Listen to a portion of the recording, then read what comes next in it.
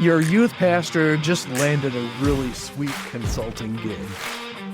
Worship pastor has been getting some speaking requests, and your executive pastor quietly launched a coaching practice. It seems like everybody's got something going on the side, and you're wondering, is this a healthy thing or is this a problem? Today we're going to talk about it here on the podcast. We're talking about the question of side hustles in ministry and talk about whether that might be quietly reshaping church staff as we know it. Hi there, my name's Todd Rhoades, one of the co-founders over at chemistrystaffing.com and your host right here every weekday on the Healthy Church Staff Podcast. Most church staff can't live on their church salary alone. Now, that's not an accusation. That's just the math in a lot of places. And the gap between ministry calling and financial reality, it seems like with everything happening in our economy over the past couple of years, that gap seems to be getting wider. People and ministry staff and your staff might be finding creative ways to help close that gap. But here's where it gets a little bit complicated, because sometimes side income becomes the main thing over time. The consulting calls start happening during office hours, or the speaking prep takes over for the weekend that should be for sermon planning. The best creative energy might be going to that things that is paying better, or at least has potential to pay better. And suddenly your part-time staff member becomes part-time for you too. The church becomes the side hustle all of a sudden, rather than the side hustle being the side hustle. Now listen, nobody wakes up wanting to shortchange their church, at least very few people do. Sometimes we just have to consider the heart behind the hustle, right? Don't think that these are greedy people. Most of the time, they're not. They're gifted leaders trying to use their skills and abilities in ministry to pay the bills. Most of them would choose their church role if the math worked better. But when it doesn't, they figure they have to be creative. The question isn't whether they should need extra income. The question is how to handle it. All right, so let me talk about maybe a mind shift, a little bit of a framework that actually works here, okay? First of all, radical honesty about the financial gap.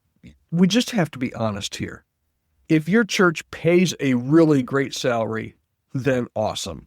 But lots of churches don't, and that's the gap that we're talking about. So if your church struggles to pay a really good wage, you need to be radically honest about that gap. Don't pretend that your salaries are competitive when they're not. I talked to a lot of churches, and I was on a call not too long ago with somebody, and I said, hey, they were talking about hiring a youth pastor, and I said, during the course of our conversation, I said, the days of hiring a youth pastor for $35,000 are over. That ship has sailed. About 10 minutes later, I asked him what they were planning on paying their next youth pastor, and he said $35,000. But then he went on for 10 minutes, and maybe he's listening, and justified, hey, that's what the cost of living, you can make it here on $35,000. It's okay. The first thing you need to do is you need to be radically honest about the financial view. If it's not there, it's not there. But if it's there, don't pretend it isn't. Don't pretend your salaries are competitive when they're not. You need to address the elephant in the budget. Okay, so that's number one. Be incredibly honest about it and take an inventory. Second, clear boundaries on time and energy. If somebody needs outside income, help them structure it. Set expectations about availability and focus. And at the same time, that allows you the opportunity to protect the hours that belong to the church. So that's number two. Just have the conversation. Number three, leverage it when it helps the mission. Leverage it when it helps the mission.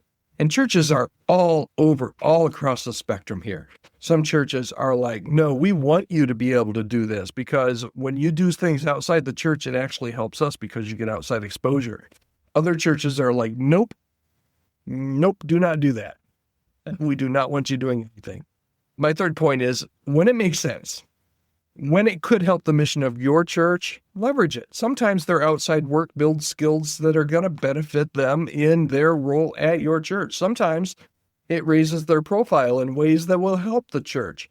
So don't automatically assume that it's a competition. The staff members who handle this well They're transparent about what they're doing. They're protective of their church responsibilities, and they're honest when something's not working. The ones who don't handle it try to hide it or try to minimize it, and that's when the trust breaks down. Here's your bottom line for today. Side income is not the enemy. Secret side income is.